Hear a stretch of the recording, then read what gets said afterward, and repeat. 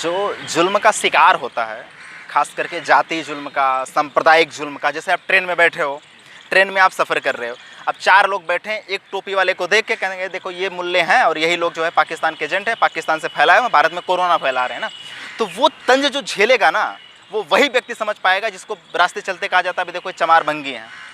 तो जो जाति तंग होता है वही उनके साथ उनके मजहब की बुनियाद पे तंग उन पे तंज किया जा रहा है। तो वो जो दर्द सुप्रीम कोर्ट नहीं करेगा, सुप्रीम कोर्ट में सब सवर्ण हैं, वो न्याय वो नहीं करता, सिर्फ फैसला सुना रहा है इस समय। तो इस समय जो मुसलमान जो दर्द फील कर रहा है ना, वो वही दर्द है जो इस समय भारत में बहुजन समाज के अन्य लोग फील कर रहे हैं।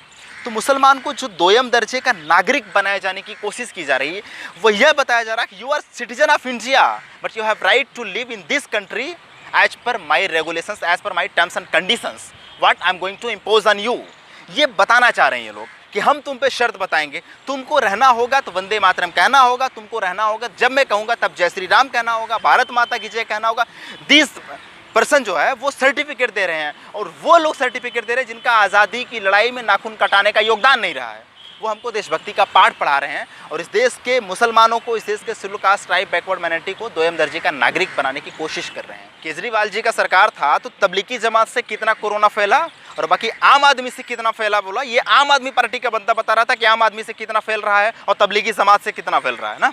तो तबलीगी जमात के सदस्यों के खिलाफ तो आम आदमी पार्टी के प्रवक्ता ने या आम आदमी पार्टी ने उस पर कार्रवाई की थी।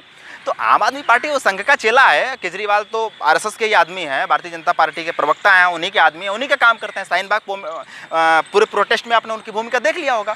तो केजरीवाल को जो रवैया है इस समाज को मूर्ख बनाने का है, वो मीठी बातें करके वो समाज को मूर्ख बना रहे हैं। इसी तरह से मूर्ख बना चुके दलितों को दलित कहते हैं, तो वास्तव में जो शेड्यूल कास्ट ट्राइब समाज के लोग हैं वो दलित नहीं है, लेकिन उनको दलित बना के रखा जाता है। उनको इस देश, खास करके दिल्ली में जो शेड्यूल कास्ट समाज की आबादी बहुत ज़्यादा है, शेड्यूल ट्राइब की मुसलमान की आबादी ज़्यादा है, तो ये मिल करके अपना गठजोड़ बना सकते हैं। इस गठजोड़ को तोड़ने के लिए इन्होंने खामोशी से मुसलमानों के खिलाफ एक पूरा एजेंडा फैलाया। और मैं इस बात में कहना चाहता हूं कि दिल्ली के जो आज बदतर हालात बने हैं, जो इसमें बहुत सारे मजदूर दिल्ली छोड़ करके गए हुए हैं, और मजदूरों की जो बदतर हालात है, इसमें केजरीवाल का उतना ही हाथ है जितना नरेंद्र मोदी का है। बॉम्बे हाई कोर्ट ने कहा कि तबलीगी जमात के जो विदेशी सदस्य हैं, जो फॉरेन मेंबर्स हैं, उनको राजनीति की वजह से बलि का बकरा बनाया गया और उनके साथ गलत हुआ, और इसलिए उनको रिहा कर दिया जाना चाहिए। तो ये एक बात का सोचने का ज़रूरत है कि pandemic has a no religion. बीमारी जो होती है, महामारी जो होती है, उसका कोई धर्म नहीं होता है, वो सबके साथ बराबर भेदभाव करता है।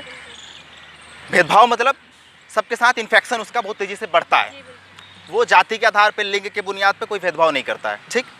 लेकिन बॉम्बे हाई कोर्ट का जो फैसला आया वह उन लोगों के गाल पे तमाचा है जो इस देश में एक वायरस को, एक बीमारी को, एक महामारी को धर्म से जोड़ रहे थे, और पूरे देश भर में तबलीगी जमात की आड़ में पूरे देश के मुसलमानों को दोयम दर्जे का नागरिक बता रहे थे, और उसको शर्तों के अधीन रहने की बात कर रहे थे। उनके खिलाफ नफरत फैलाया जा रहा था, उनको गांव में अपने घुसने नहीं दिया जा रहा था, सब्जी वालों पे अटैक किया जा रहा था।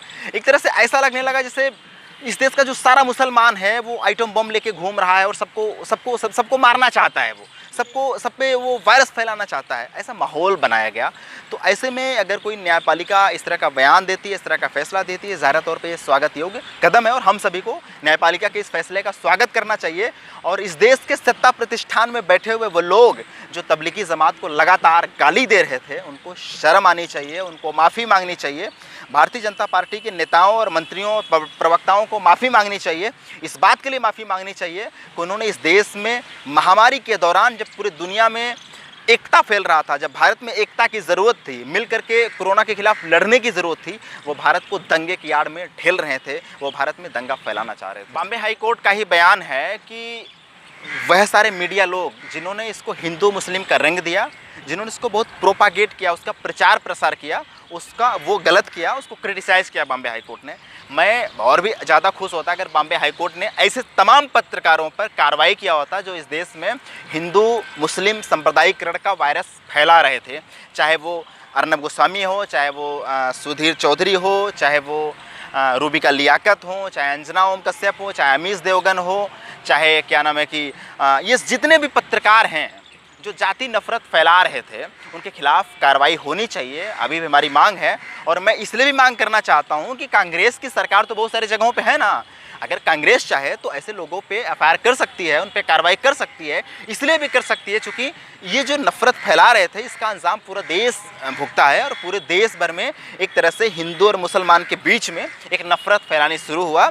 जब लोग सवाल कर रहे थे सरकार से तो भारतीय जनता पार्टी के प्रवक्ता बन के इस देश के मीडिया चैनलों ने भारतीय जनता पार्टी को बचाने के लिए एक अलग तरीके का चित्र आपके सामने गढ़ा। इसलिए मैं इनको कहता हूँ ये मनु मीडिया है जो वास्तविक मुद्दों पर बात नहीं करना चाहते हैं। जब बात करना था स्वास्थ्य सुविधा पर, जब बात करना था सरकार की तैयारी पर, जब बात करना था महामारी पर, जब बात करना था बेरोजगारी पर, जब बात करना था इस देश के मजदूरों के बदतर हालात पे, ये लोग बात कर रहे थे हिंदू मुस्लिम सांप्रदायिकरण पे, तबलीगी जमात पे और मुसलमान के खिलाफ एक नफरत फैला रहे थे। उन पर कार्रवाई होनी